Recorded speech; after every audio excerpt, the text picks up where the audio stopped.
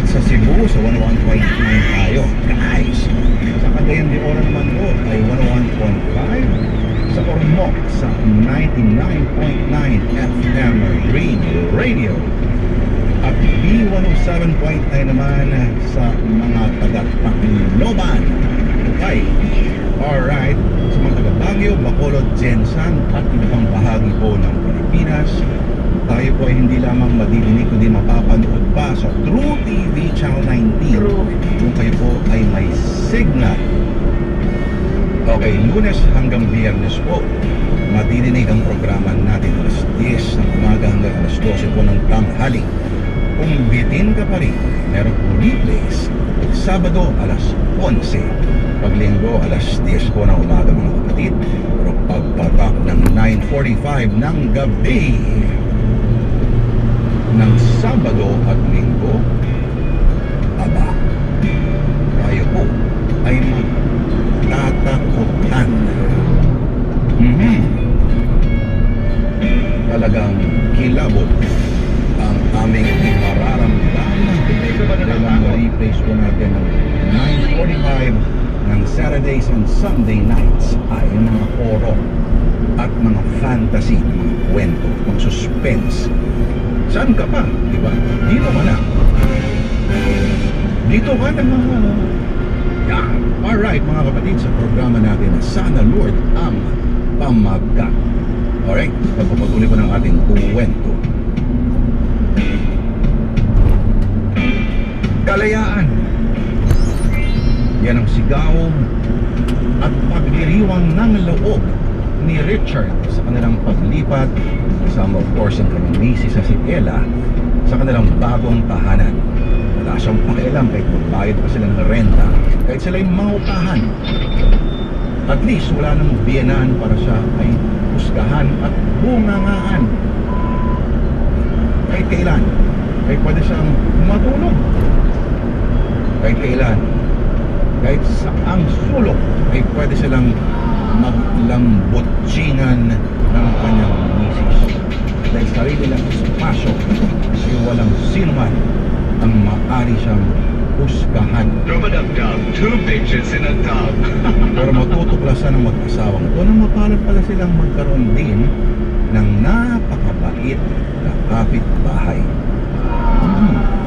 Kasi alam mo, pero ito may isang alternatibong naratibo, isang parallel world, lalo sa popular na kultura na may pagkakataon na pag itong si Richard ay hindi sila lumipat, nagpatuloy sila doon sa bahay ni Ella at sa kanyang biyenan, minsan maaaring mangyari ang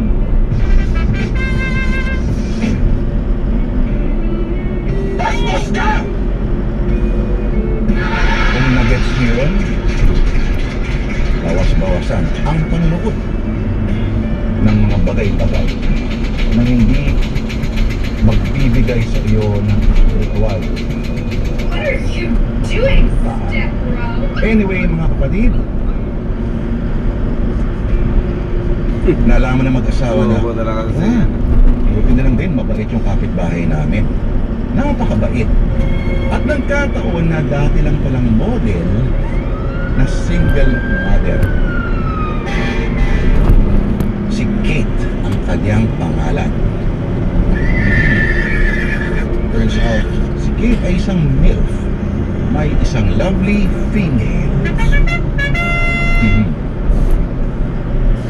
And as kindness begets kindness, ika nga, ang kabaitan sa isip abay natutumbasan din ng kabaitan.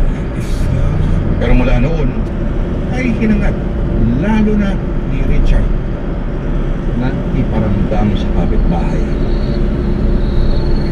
kung gaano kabuti ang kanyang kalokohan.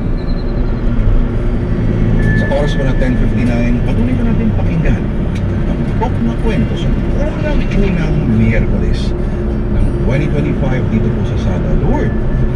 Ang dulang sinulat ko ni Vincent Manrique na pinamagatang Bahay-Bahayan.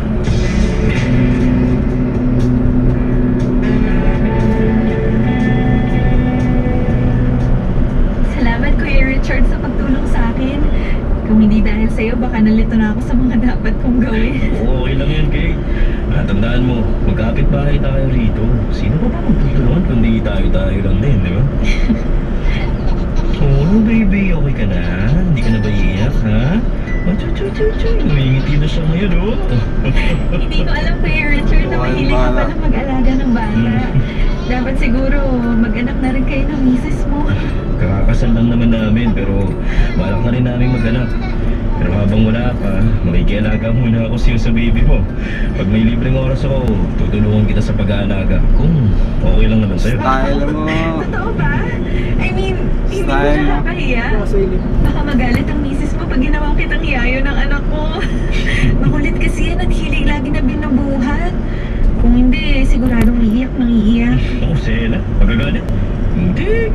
Sobrang bait noon. Tsaka, alam niya na mahilig ako sa mga bata, kaya okay lang. Kung gusto mo, dalaw-dalawan ko kayo dito ni baby pag wala akong trabaho. Work from home naman kasi ako eh. Kung hindi ako makakaabala, tatanggapin ko talagang inaalok mong tulong, Kuya Richard. Salamat in advance. Ay, nako. Ay, tayo dyan. Libre boso lang yan.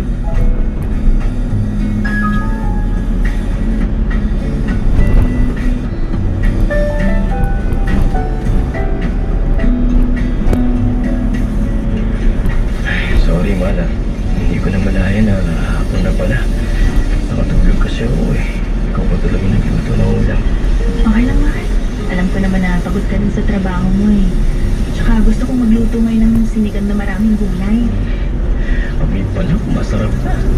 Teka, kakain na ba tayo, Mahal? Nagsundok na ako na kanina. Oo, kakain na tayo. Pero dadahan ko muna ng ulam si Kate. I'm sure hindi pa siya nakakapagluto dahil sa baby niya. Okay, King. Oo, si Kate. Yung kapitbahay natin na may baby. Oh, bakit nakaharap ka sa dadaanan ko? Bawal ba, Mahal? Wala. Hindi naman. Pwede naman eh. Akala ko kasi kakain na tayo eh. Pero, sige, dalan mo muna siya. Ay, buti na lang. Sinabihan ko nga pala si Kate na huwag niyang mapangting kay Ella na pumupunta ako. Sabi ko, ako na lang ang bahalang magsabi. Sana, hindi nila makapag-usapan.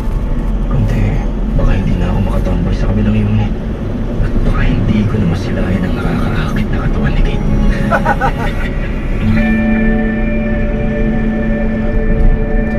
Boso pala siya eh.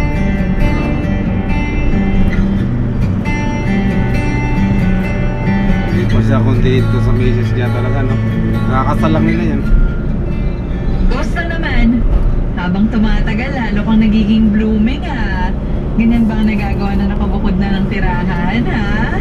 Laging may lugar at oras maglambingan, no? Tira! Hindi nga eh. Napapagod kasi ako sa gawaing bahay na dating si nanay ang gumagawa. Pero alam mo, tama ka, Agnes. Iba pala talaga kapag nakabukod. Hindi na kailangan pa mag-alala kung may makakita na maaga kami nagkukulong sa kwarto. O di kaya, mag-worry na ba kami makarinig ng mga kulitan namin. Ganon. Ay, naku! Nakakaingit talaga mga bagong kasal. Ang wild! Anyway, masaya ako para sa'yo, Ella.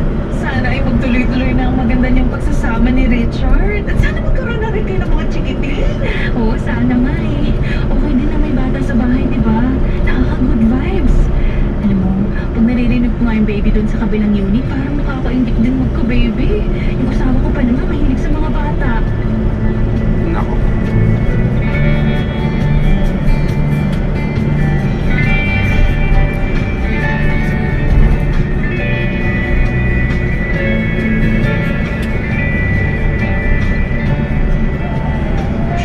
Huwag ka na umiyak. Dito gusto mo, di ba? Ano na alog-alog ko sa gising ko? Oh, ito na. Ito na ulit. Oh, gusto mo matulog ka. Mabilis talagang tumahan ang anak ko pag ikaw kumakarga sa kanya, Kuya Richard. I'm sure sabik na yan sa daddy niya. Pwede naman niya ako maging daddy habang wala ang asawa mo. Oo nga pala. Alam mo na bang wala yung mister mo? Sigurado pati ikaw, sabik ka na sa kanya. Sorry. Hindi naman sa bastos yung ibig sabihin. Huwag ka sana ma-offend eh. Hindi, okay lang, Kuya. Ang totoo, 4 months nang wala rito ang asawa ko. Natural lang na mamiss ko siya. Teka, sandali. Akin na pala ang baby ko at gusto na niyang dumede siguro. Sige, ito ng bata. Teka, alis na muna ako kung magpapa-breastfeed ka. Okay lang naman, Kuya. nandito ka, Kuya Richard. Don't tell me, ngayon ka lang makakakita ng dede ng babae. Pwede mo akong panoorin kung gusto mo. Ano po? Hinakit talaga, Sige balik na lang ako mamaya. Oh, pwede na. Hindi ako nahiya, baka nakaisa na ako ngayon. Oh, pwede siya. Oh, pwede niya babae.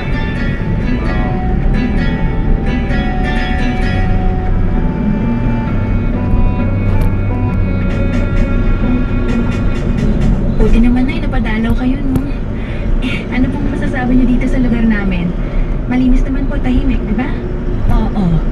Mukhang maayos naman dito. At sa tingin ko, sa loob ng 2 linggo na paglipat ninyo ay hindi ka naman nahihirapan. Siyempre, nag-a-adjust pa rin po kami, Nay.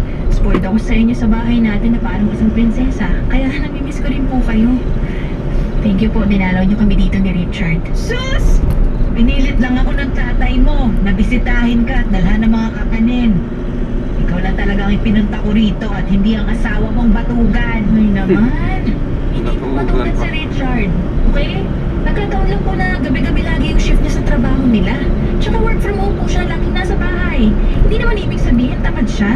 Oo na. Nasan ba ang magaling mong asawa? Biglang nawala. May binili lang po sa grocery sa baba. O siya, sige. Basta Ella, bantayan mo yung asawa Makikita, mo. ha? makikita. Bakit naman po, Nay? Kanina lang pagdating ko rito sa apartment building niyo, alam mo ba kung saan ko nakita galing ang asawa mo? Ang galing? Saan po? Tama dyan! Dyan siya lumabas sa pinto ng katabi niyang unit. Nako. Ay siya. Napakasama na ngayon ganyang uri ng paghihinala